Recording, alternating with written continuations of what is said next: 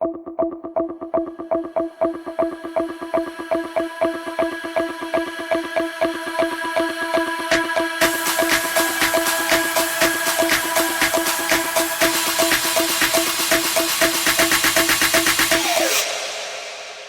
everyone, and welcome back to the next episode of the Writers Podcast. And I have with me today writer Fern Brady. Hello, Fern. How you doing? I'm doing great. Thank you for letting me be here with you. Oh, no. Thank you for coming on. And you're a writer of what kind of fiction? So mostly I write genre of science fiction, fantasy blend, kind of, Star Warsian Dune style stories, but I also love to throw in some romance elements into everything. Cool. And is writing your full-time job? Sadly, no. No? Not yet. Okay. Not yet. Okay, but you would like it to be. That's the goal eventually, right? Right. So, interestingly enough, I see that you have your own company, though, called Inklings Publishing. So you are the founder and CEO of this company? Yes, I started Inklings in 2013. So this is going to be our 11th year in business. Wow. We were doing pretty well up until 2019. And then, as you all know, 2020 happened. Yeah. But it's still going pretty well. I mean, we're actually beginning this year to look for new authors. We launched a brand new author as well this year. So, we're growing again. Okay. How many authors do you have right now? So we have 8 authors that we have books with, and a couple that are actively writing for us, and a couple that are actually working on some potential screenplay work. And so they're not doing a new book this year, but they are working towards a different avenue for their story. Okay. And what services do you offer to your writers? So we are a traditional publisher. So we, we offer a book contract. Then we do everything in-house. We have our own developmental editors who work with our authors to shore up the story and make sure that the content is super strong, right? And it's a quality book in whatever genre it's working in. And then we have our copy editors who do all the mechanics and the conventions, make sure it's going to be industry standard. We have our book design, cover designer. We have our marketing professionals. We have a publicist that works with our authors, as you know. And so we provide all these services to our authors on a royalty basis. Okay, very good. So you're basically a one-stop publishing shop. Pretty much, and we don't really do the hybrid. I know some publishers have gotten into that authors can pay for some services and other things, but publisher services. I prefer a more traditional style. We pay for things, and we have a good royalty split, and I feel like that gives us skin in the game. Right. Our goal is to make money with those books, not off the authors. And I feel that makes us both more partners in this endeavor. Okay. Very cool. So we're here to talk about your latest book, which I believe is Love's Call. Yes. Is that correct? Yes. What's your elevator pitch for Love's Call? So Love's Call is about a romance with a very powerful dragon-born, half human, half dragon, and what is the power of love? How much can love conquer a power-hungry person? So he is he's an interesting protagonist because he's not a bad person. He just loves power, but now he's in love, and can he overcome some of himself to be able to really do love justice that it deserves? I see. And is this a standalone, or is it going to be? Is it part of a series, or is it the start of a series? It's actually a series, and so I'm working actually right now on Love's Fire, which would be book 2 for it. And it is an interesting. It came about from my mainline book. In the main storyline of Thyrein Galactic Wall, which is the universe that I created with 51 planets that have an intergalactic alliance, and there's big political dramas and villains and all this good stuff, right? Book 1 in that series is United Vidden, and book 2 in that series is coming out later this year. But Love's Call is the story of Nichamir Linput, and he's going to have an important role in those final moments for the mainline series. But we can't give him space to really explain why what he chooses to do there is significant. Okay. And you know how dragons are. Once you throw a dragon in the mix, they tend to want the story to be all about themselves. And so I found myself having to, really delve into like Nichamir's story. And so I gave him his own series so that people can get to know him and understand, when you see him in the final installment, right, of the main line, if you've read this series, his storyline, you'll understand why it's significant, the choice he makes there. Okay. All right. So do the two series run concurrently, or is one a prequel to the other, or how does that work out timeline-wise? Yeah, so this would actually be a prequel. This is happening before the events of United Vidden even begin. And in Nichamir's final book, in the final of his trilogy, you'll get to see, or he's going to mention some of the things that are happening in United Vidden. So those kind of the beginning of United Vidden and the end of this series sort of blend into each other and then flow out. Right. Okay. All right. So we'll come back to those books in a bit, but I'd just like to get to know a little bit more about yourself. It sounds like you were an avid reader growing up. Would that be a correct guess? Oh, yes. I mean, books are the best places to hide. Mm. And what kind of books did you like to read growing up? I actually love to read a wide variety of books. I was into mysteries for a long, long time. Agatha Christie, of course. Wasn't as fond of the Sherlock Holmes books. I didn't like him as much. But I just love a lot of mystery writing. Of course, I loved a lot of romance writings as a teen. Barbara Cartland was the queen of romance writing in those days. I think she still sort of is. And I loved Dune, The Hobbit, Lord of the Rings, C.S. Lewis, of course, The Chronicles of Narnia. I just love, and I love a little bit of horror in my mix, like James Coombs, Stephen King. So there's kind of, I'm an eclectic reader. Okay, which is good. But I'm curious, do you read any nonfiction? Not unless I'm forced to. Okay. I read a lot of nonfiction, of course, at university, and for work, often, being a full-time teacher, I'm all constantly learning about the brain and constantly, learning about how learning happens, and so I do read nonfiction, and I love to follow a lot of the NASA emails and information because, to me, it's just fascinating. The universe and space and everything that NASA is doing is just fascinating to me. So I love to kind of read snippets of like news flashes on what's happening in the science world, just to kind of extrapolate for my world.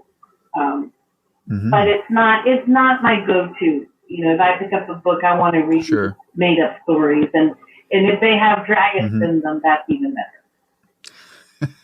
better. Right. So you must be a big Dragonborn fan then. I am. I love anything with dragons in them. I find that dragons that's one of my favorite things to tell authors is if you get stuck, in the middle of your piece, you're not sure what to write next, throw in a dragon. It'll get the story moving. And I had one lady go, well, that's not that kind of book. And I told her, well, what if they visited the Dragon's Inn, right? A hotel. And she texted me later. She was like, oh my gosh, Fern, it really did work. Dragons are just magical. Very cool. So you're definitely a natural born reader. So when you continued your education past public school, what kind of courses did you take, or what did you major in? So I majored in history at university, and journalism was my second major. And to me, history is like reading a story, only it really happens, and it fascinates me to see why different things happen, and how tiny decisions that seemed maybe not even that significant in a given moment of time have affected the development of mankind and how we developed as a planet, as countries. It's very fascinating to me to see the nuance of those interactions and how choices can be so significant, and we don't realize it until so much later, the criticalness of a choice. Right. So your major in school was journalism then? Journalism and history. And history. And I see from your bio here that you were a foreign correspondent for 15 years? I did. I worked as a foreign correspondent for Mexico City Daily Bulletin. It was a little daily that would come out for the English reader population of Mexico. There's a lot of expats, and there's a lot of Mexicans that read in English. And what I would do was focus on the art and culture elements of Houston. So I would send them a calendar of what was happening in the month, and then I would review certain, exhibitions or concerts or things for them. It was a lot of the people who subscribed were people who loved to travel, and so it gave them a chance to see, if they wanted to come to Houston, what they could do.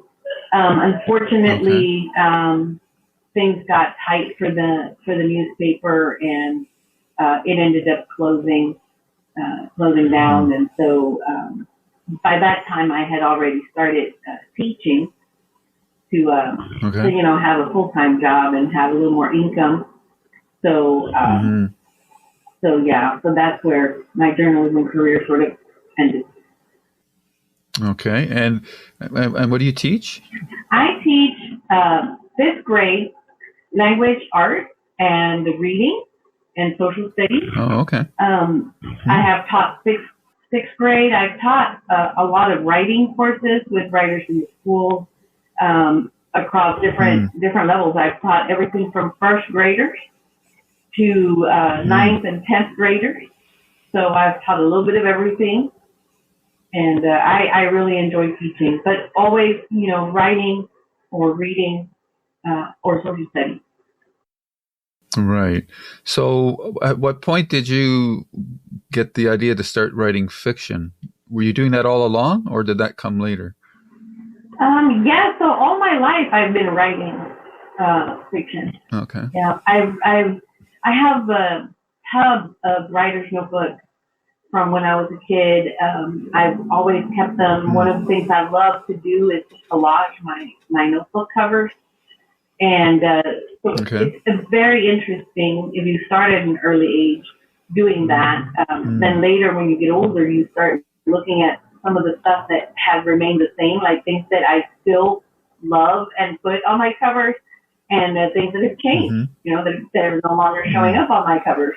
It's a very interesting writing exercise. But I've written all kinds of crazy stories in these notebooks over the many years. Mm. Okay.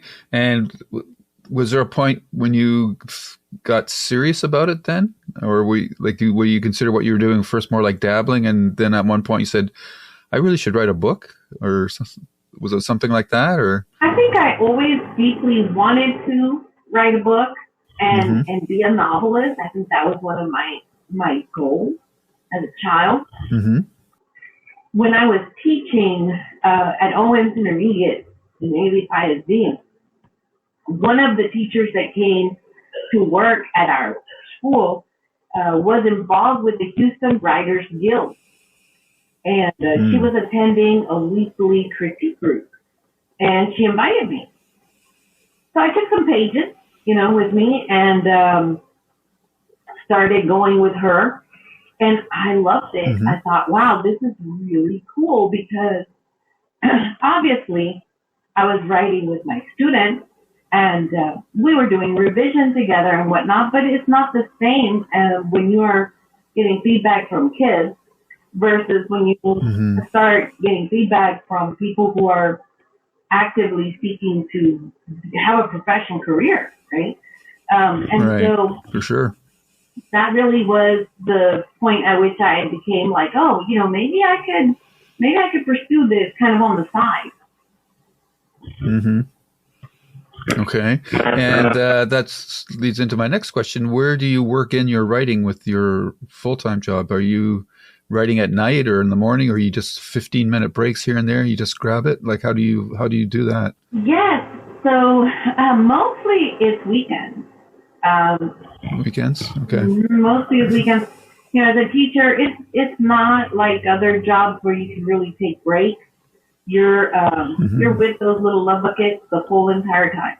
The 45-minute period where they go off to their elective class, that really is for finishing the work of grading and inputting grades and calling parents and all, planning and things like that. So pretty much, and being a teacher is very exhausting. There's a lot of emotional draw from the kids. They really drain you because they need so much. It's not just about the actual education, the academics. There's always this need that you're fulfilling, helping them become the human beings that they're going to be. And so I find that writing on the weekends has been really beneficial just to give me a relaxation. Oh, okay. Very good. And how long does it roughly take you to write a novel? So it usually takes me about a year and a half to really get it to a place where I feel like it's ready. And then, of course, the production process of finalizing the copy edits and all of that to make it be correct. Right. Okay. And are you a structured writer, or do you just sort of write off the cuff, or do you have a plan? Like when you go into your writing sessions, I assume that because you're only working weekends, you want to be getting the most bang for a buck that you can, right? Well, that's the kind of interesting thing. It really depends on the book.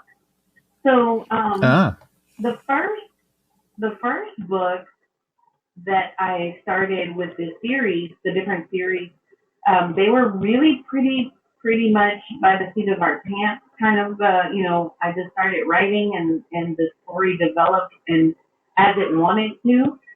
But I found that once I'm launching into book 2, I am actually starting from a much more structured outline. So now that we have a very firm foundation in book 1 for these stories, there's a need to streamline it to make sure that it is going to go to the end point where it needs to go. And so, especially since the two series are going to combine and merge into each other. And so these are actually very structured. I have a lot of note cards and outlines of where it's going to go. But a lot in between, there are days where these stories just aren't flowing. And so sometimes just random characters show up and I write their little stories. And it's interesting how some of those storylines are sort of becoming they all happen in this universe that I created, and so they do manage to flow into each other somehow. Right. Okay. Very interesting. So let's turning back to Love's Call. I do have a couple of follow-up questions. You have two main characters, I take it, Denipia Leron and Nichamir. Is the story told from just one viewpoint, or do they share viewpoints, or like do you alternate chapters between them? Like how's your story structured? Yes, we alternate between Denipia starts everything off, and then every other chapter is Nichamir, and it's a very cool thing because you get to see both sides of the coin of the relationship as it's developing. Her struggle with the fact that she actually really loves him and is super attracted to him, and yet she knows mentally she should probably hate him and probably reject him, but she finds herself unable to fully disconnect from him. And Nichamir's draw to her, he is convinced that she is his mate, that she's destined to be his mate, and that has thrown a whole lot of wrenches into his plans, because now he has to consider a lot more a new perspective, her perspective, and he doesn't want her to think of him as a tyrant and a dictator, even though he sort of is. And so it has pushed him to examine and re-examine his goals and what he wants to do for his country and for himself. And so it's interesting to see how she challenges him and how he challenges her. Okay. So you've mentioned that Nichamir is dragonborn. What exactly does that mean? And is it anything that's visible? It doesn't sound like it is. Otherwise, Denipia would probably have some trouble seeing him in the light that she does, or maybe I'm just being too narrow-minded. No, so in my world, the dragonborn are results of shape-shifting dragons, right? So there are dragons in my universe. There's a whole vast array of different kinds of dragons, but one of the kinds of dragons that exist can shapeshift. And so on this particular planet, the shape-shifting dragons would shape-shift and merge with humans. They found humans very attractive. And so that resulted in a mixed, half human, half dragon. And most of them can also shapeshift. So Nichamir is presenting himself as a human, right? A very powerful human president, leader of his country. But he can shapeshift. But unfortunately, one of the key things that has happened in the universe is that the mixture of human and dragon has produced a being that is much more powerful than either one of the individual parents would be. They have a lot more power. So they're very ostracized, and they're very, people are very wary of them. And so he has to sort of hide his origin. Okay, so that's an ongoing tension throughout the story then, that somebody may discover his secret. Interesting. Okay. So this is the first book in the trilogy for these characters. Can you talk a little bit about, like, what's the overarching plot line for this series beyond the two lovers? Yeah, so basically, planet Yeldaron is going to be a very critical planet for the Alliance. And when the Alliance is going to be in a lot of trouble and the darker forces arise, Nichamir is going to end up having attained a position in which he will be able to use the power of the planet to help the Alliance as a whole. But how he gets there is where this story is going. How does he arrive to a place where he can influence intergalactic alliance issues and actually come to the rescue? How he gets there. Okay. And how big of a part do dragons play in your stories? Yeah, they're pretty powerful. But I feel like all creatures are part of the big landscape, the mosaic of that makes up Mm-hmm. the human world and the world of Thyrein galactic wall. Dragons are a very important part, but so are elves, and so are humans, Okay. and so are we're going to meet people that are there's a group of people that are Seki, and they're amphibian kind of fish people, humanoids. Okay. So there's like All a right. vast array of beings in the world that I like to play with, and to be able to play with the issues that we even socially deal with, of differences, right? What makes us different, but what at the end of the day makes all of us the same. Right. So that sounds like a lot of planning or research, I guess you could say. And I'm wondering, how deep do you dive into the societies of these various races? And is it just more like what we're seeing in the final product is more just like a tip of the iceberg sort of thing, or? Depends on the group and what is happening in the story. Sometimes I have to stop and do some background building to really get a sense of who are these people, and what do they believe, what are their customs, what would they wear. I like to make it a very rich fabric of the culture. I want you to be able to feel that this place is real and these beings are real. Right. Okay.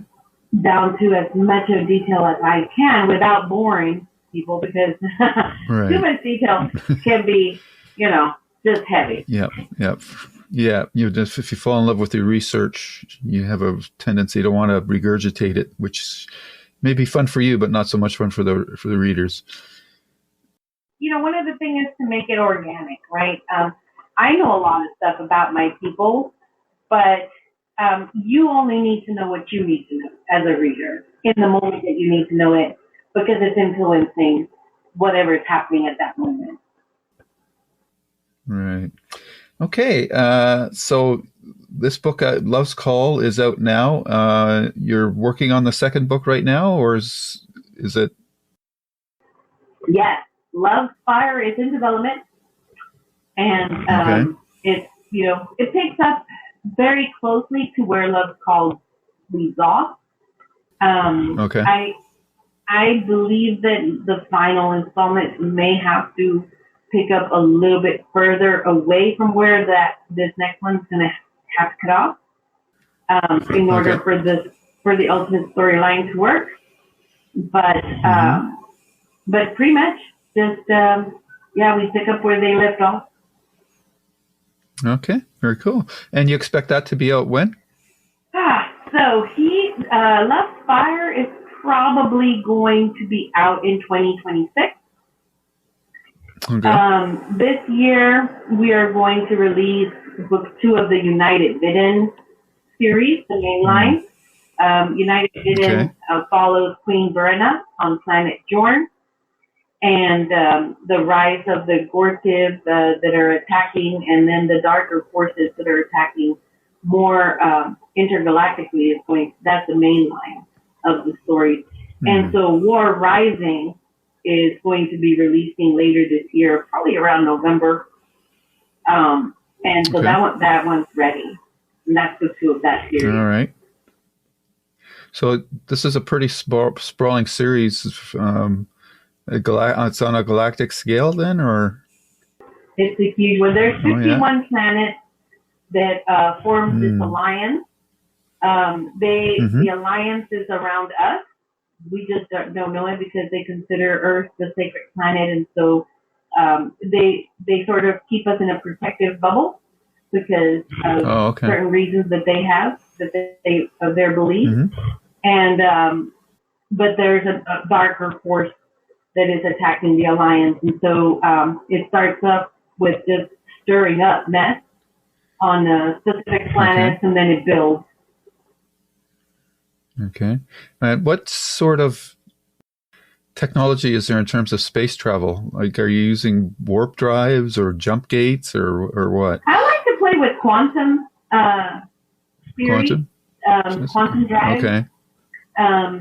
Okay. Yeah, it's kind of interesting. I like the idea of dark matter and some of the things that people are discovering about that and how it might work as an energy source if you could harvest it. Right. And just extrapolating from there and just playing with it. But my theory is that, and this is something that NASA recently was talking about, is that there might be, like, you know how in the ocean there's ocean currents? And so there's streams in the ocean that actually move faster within the water itself. And so my theory is that perhaps up there, there might be some, streams, some of particles that are moving at a faster rate than the rest of the universe, the void. And so if you could tap into these quantum portals and have an engine that could get boosted by the stream itself, then you might be able to travel quickly through these highways. Wow. Okay. Intriguing. All right. I think that's everything I had to ask. Your books are, of course, available on the usual places, Amazon, your website, I assume, other bookstores. Yeah.